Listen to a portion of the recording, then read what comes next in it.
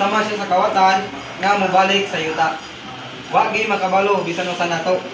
Then lingon pa sa dinhi, lingon sa dinhi note if wala day kawatan nga muan sani mangawat nga openly, no? Or dayag. Sama po sa atong Ginoo. Ang pagbalik niya dili dayag mga igsoon. Bato tong isgutan niya, doon na po yung mga panahon nga nagpadayag siya nga mobalik siya. So open po niya. Revelation 1:10 says that Christ will be clothed with clouds, no? So ito gibisihan siya sama sa clouds mga igsoon, panganod.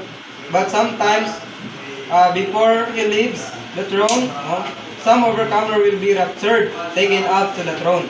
So sa dili pa day siya mobalik, doon na day may tabo nga raptured. Kung sa ganyan raptured, kanang mga tao andam na nga malalim. Ang pangmagaling sa Bisaya, lalim.